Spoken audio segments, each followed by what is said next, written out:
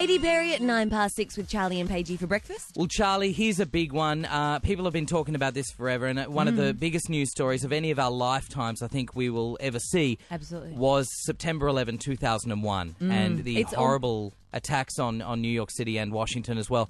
And I think the first word that came to all of our mind was, this is unbelievable. Yes, absolutely. It was difficult to... There are some people that actually think it is unbelievable. Well, literally unbelievable, yes, because on the phone we've got John Bursill, who is with the Australian 9/11 Truth Movement. John organises a lot of the things and is seen by many as the kind of head of this movement. John, good morning. Good morning. How are you? Very well, thank you. John, do you mind telling us in a nutshell, while you and so many of us around the world believe that what unfolded on September 11 is not what we were led to believe? Well, the thing is that they've never proved their official conspiracy theory, and we're left wondering what really happened because the evidence points at a completely different conclusion to the conclusion we were given about 19 Islamic fundamentalists and a guy in a cave in Afghanistan. Really, what we see, especially with the buildings destruction, which we've got an event coming up, which we'll talk about later, we see a lot of evidence for explosives in these buildings, and we see simply the laws of physics being broken by the events of 9/11, and we see a massive cover-up that's ensued from that point, and really a silence in the media about it because I think it was just such a big thing that everybody's too freaked out to talk about it. So one of the allegations your group is making here, John, is that the Twin Towers was actually a controlled demolition using explosives within the building. Well, that seems to be the case by what the evidence we have to look at, especially what's in the dust samples and also the way the buildings collapsed basically to nothing. All we had was dust and steel. There's been people at universities that have done calculations on the energy required to do what we saw happen to those buildings.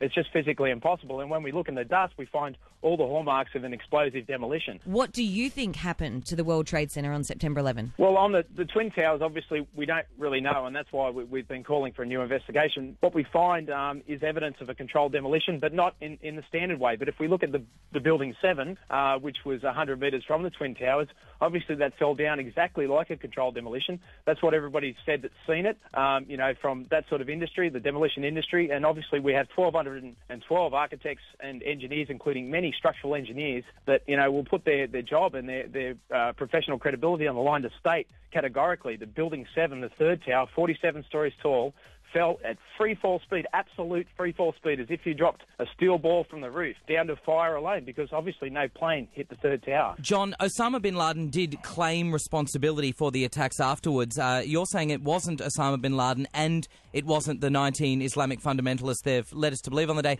So who was it and why? There's many, theories around who and why, but really we don't know. We won't know till we get an investigation. What we do know is that Osama bin Laden said immediately after 9/11 that he didn't do it. He wouldn't kill innocent women and children, and then he went on to repeat that on Al Jazeera on the radio. And then in December, we had this tape that was magically found in Afghanistan by the American government and was produced to prove that he did it. So what do you think the US government really hoped to achieve by causing September 11 and with the Pentagon and everything with the attack on that one as well? America was the only superpower and they needed to have a reason to become an empire, and that's what we've seen happen. And I think that's fundamentally the thing that makes the most sense. But really, many people benefited.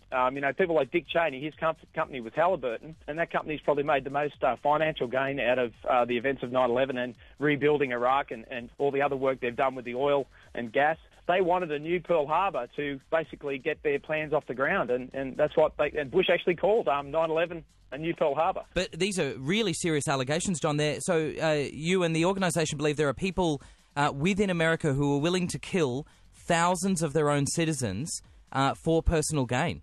Unfortunately, that seems to be the reality. It's very dark. It's a difficult thing to come to the realisation of, but it's just what the evidence shows. And if we look back through history and we see that in 1961, the Joint Chiefs of Staff presented Kennedy a document where they wanted to bomb America and hijack aircraft so that they could blame Cuba and invade Cuba.